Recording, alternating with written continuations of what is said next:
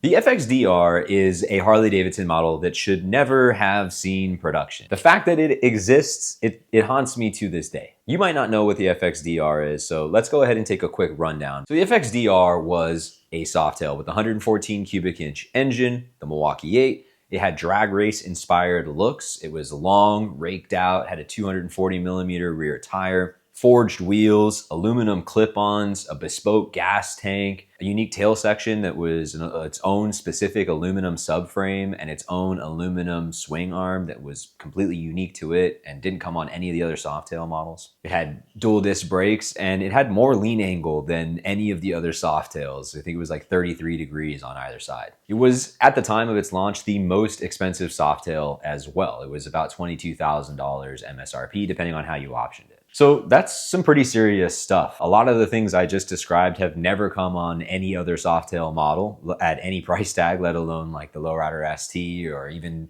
unique Softail models like El Diablo just don't have some of the stuff that this has. And honestly, the Softail frame at that point in time was riding high. It's dramatically improved handling dynamics with its lighter weight, with the new M8 engine and its better 6-speed transmission and its much better suspension design, had received a lot of fanfare. So a high performance model on this new platform like the FXDR should have been an absolute grand slam. And when I say that it's a bike that shouldn't have existed, it's not really because it was a bad bike. You add up everything I've described about the bike so far, and it was actually kind of a fun bike. I reviewed it with Matt and Andrew on Matt Laidlaw's YouTube channel, and I was generally pretty impressed and positive about the bike. I thought that for what it was, it handled pretty well. I still think that the bike looks kind of cool. It's not to my personal preferences, but especially when done up properly, I think it's kind of a cool looking bike. And so ultimately, as I mentioned, it's not really that it's a bad bike and that's why it doesn't deserve to exist. It's what I would call a bad product. It's just not something they should have made because it didn't sell. So let's talk about why that is. And let's start with the bike's identity. Now, I wasn't in the meetings for this product when Harley was deciding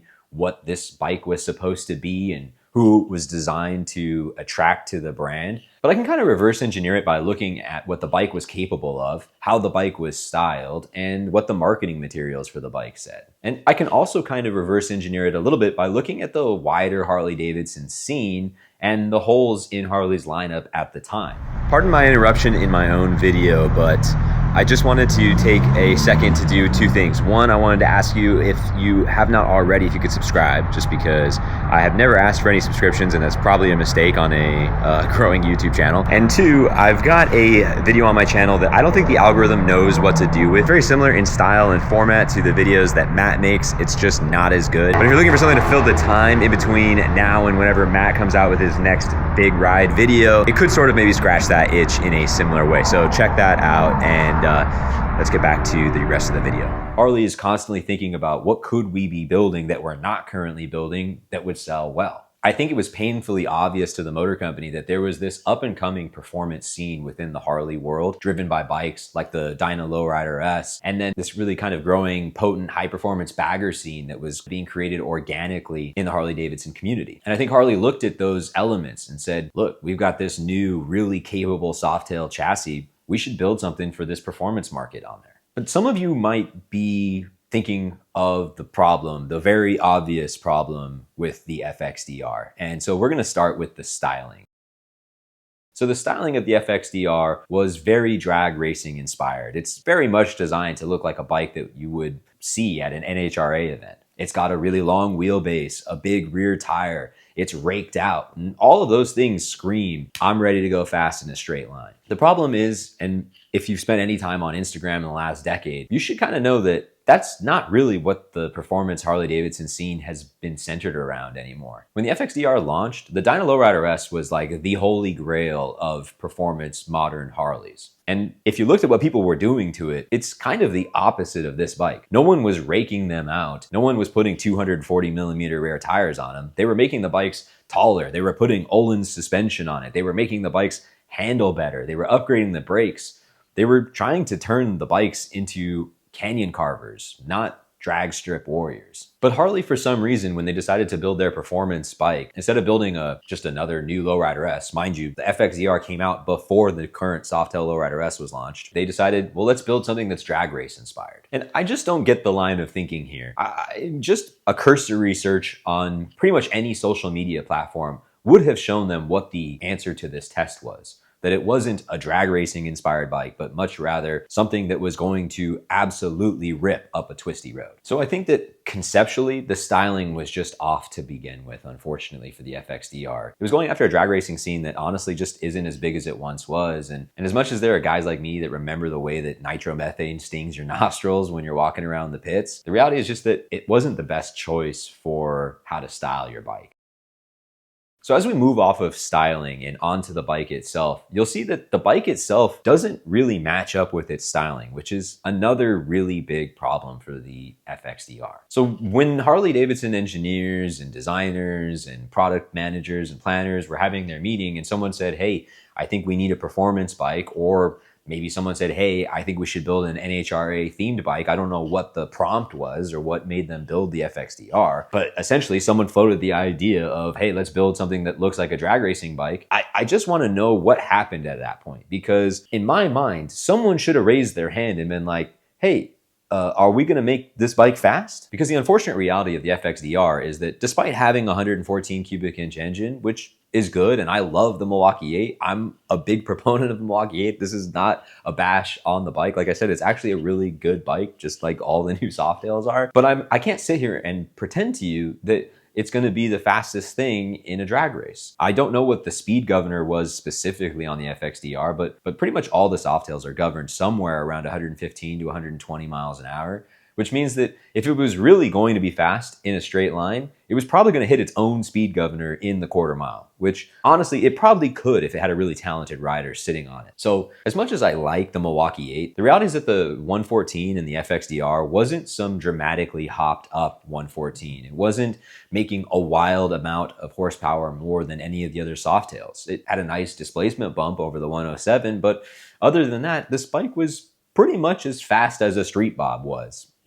Or at least not so much dramatically faster that you could really say that this is the drag racing version of the Softails. To put it in perspective, at the same time this bike launched, which means it was being developed alongside this other bike, the Pan Am was also being developed. And if the FXDR had survived more than the 2 years it survived, which, mind you, Harley-Davidson very much wanted it to survive more than the 2 years it survived, right? Because this bike, as we're going to get into later, represents a massive financial loss, probably more than any one single individual big twin model has ever financially drained the motor company, if I had to guess. It was going to be sold alongside the Pan America. So they were going to sell a drag racing inspired bike, the FXDR, alongside the very nerdy Pan Am, which mostly old guys use to go get Starbucks, right? Guys like me, who like techie, high-tech bikes, right? And the FXDR would get absolutely dog-walked in the quarter mile by a less expensive bike in your lineup, right?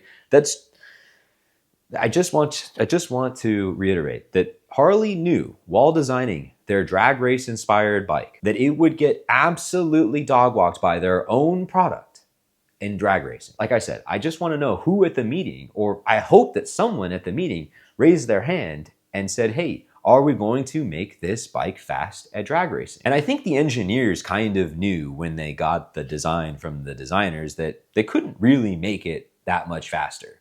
I don't know if it's because there was a blanket order against putting more Screaming Eagle parts, which, mind you, are carb compliant. I mean, they got the 150 horsepower CVO RR through California emissions. So they could have given this bike more power. They deliberately chose not to. But what they really mainly did with this bike was make a 240 millimeter rear tire bike handle way better than a 240 millimeter rear tire bike with this kind of rake should ever handle. That was my main takeaway from riding this bike way back when I reviewed it, which was that on a twisty canyon road, this bike was miles more fun than anything I had ever ridden with a 240 millimeter tire and with as much rake as it has. I'm serious. Between the forged wheels, the inverted suspension, the aluminum swing arm, it was actually a really entertaining bike to ride fast. It had some of the classic characteristics you associate with a 240 millimeter tire, and with that much rake, the bike didn't really enjoy being hard on the throttle at full lean. It kind of wanted to stand itself up, which a lot of bikes with that size tire tend to want to do.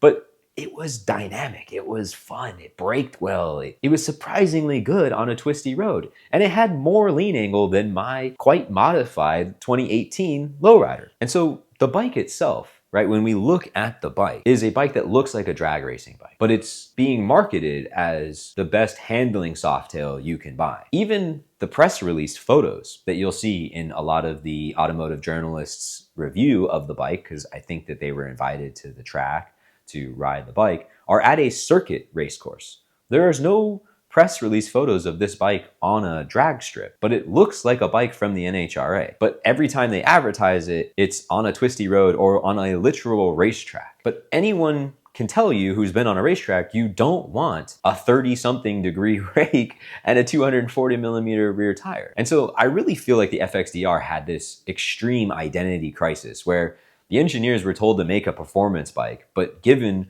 a bike by the designers that looked like a drag bike. But they weren't allowed to make it fast in a drag race, and so they tried to make it fast at the track. And you ended up with this bike that has this horrific identity crisis. And I wish that that's where this story kind of stopped. But it gets worse. It gets a lot worse. So at the beginning of this video, I went through all this stuff on the bike that was unique to the FXDR. I kind of want to run through a list real quick so I don't miss any. The FXDR had a unique subframe, swing arm, wheels, clip-on handlebars, unique exhaust, a unique intake. I know that you might rip those off and you don't care about those, but I'm trying to tell you something. Those are extremely expensive items to design. After the engine, the exhaust might be the most expensive thing for a motorcycle manufacturer to design in this day and age.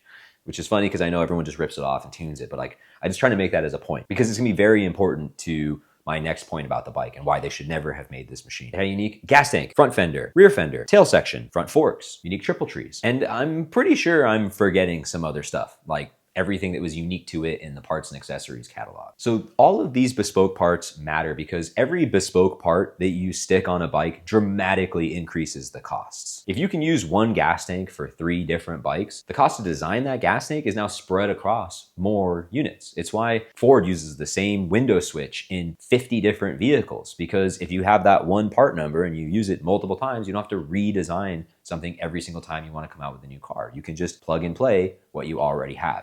It keeps costs way down. Obviously, the inverse is true. If you only have one model using this one specific swing arm, that swing arm is going to be dramatically more expensive. 1, you don't get economies of scale. 2, the design work is subsidized over fewer products sold. And that's part of why the FXDR was so expensive at launch. It had really expensive, core, unique, bespoke products to it, which meant it needed to be a pretty high volume bike in order to justify that investment. But the problem is it had a very conflicted identity that was going to force it into a very niche product segment. So you have a very niche product with a huge number of individual bespoke products that make it extremely expensive to design and manufacture, but has no way of recouping its costs because how many people are really gonna buy a $22,000 drag racing inspired Softail that's not very fast in the quarter mile, but hey, it actually handles really well on a twisty road. You're not pleasing the drag racing customers because, well, they'd probably rather have the V-Rod. It was faster stock and it was so old at that point that it wasn't even in production anymore. And you're not gonna get any of the Dyna guys because you stuck a 240 millimeter rear tire on it and a bunch of rake. So it's sure, I mean, it handles well for those things, but it's still not gonna be as dynamic or fun to ride as just like a modified lowrider like what I personally owned at the time. So now that I've ranted about how this bike didn't really make much sense, how did it get greenlit? How did this thing make it to market? I mean, I'm usually the guy that's defending the motor company's decisions, right? This is a multi-billion-dollar corporation. They usually think through the things they do. So what led them to this? A big part of why this bike just is stuck in my psyche, it's stuck in my consciousness, is because I don't have a good explanation for you. Normally, if something doesn't exist, I can blame the bean counters, right? I can be like, well, look, that would be really expensive to make. They probably wouldn't sell very many units. Therefore, it does not exist, right? Or, hey, they don't really have an engine for this platform. When someone's like, hey, they should build a middleweight adventure bike. I'm like, yeah, but have you looked at what middleweight adventure bikes have for an engine? They all have parallel twins. Harley doesn't have a parallel twin. You need a parallel twin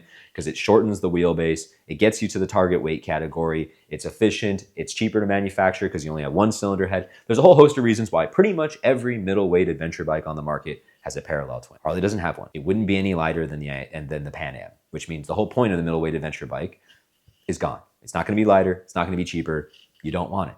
They can't make it with their current engine. It's very easy to explain. I can't explain to you how the FXDR got green. I can see how the sequence of events happened. Performance bikes are really, really popular. Let's build a performance bike. The next step is where I get confused. And honestly, the best explanation I can come up with is super frustrating and upsetting and disappointing, which is that someone at the motor company either pushed really hard to build a drag racing inspired bike because they're an old head and they like drag racing and they thought, let's build something cool. This is cool. I think this is cool. I believe in this. And so they had enough rank and enough authority to greenlight a project that should not have been green. Or the alternative, which is the person in charge of greenlighting projects and or coming up with projects was told that we needed a performance Harley. And they were so out of touch with what a performance Harley looked like in 2019 that they built a drag racing inspired bike. And neither is good. And what makes this whole thing even more frustrating is that if you've been listening to what I'm saying, you might be screaming out loud about something that should very obviously exist, but does not currently exist and still does not exist. And that I personally blame the FXDR for not existing. And that's going to be the next video on this channel. We just talked about the bike that never should have existed. And on the next video, we're going to be talking about the bike that doesn't exist, but very much should have. And hopefully will exist in the future if it isn't already too late.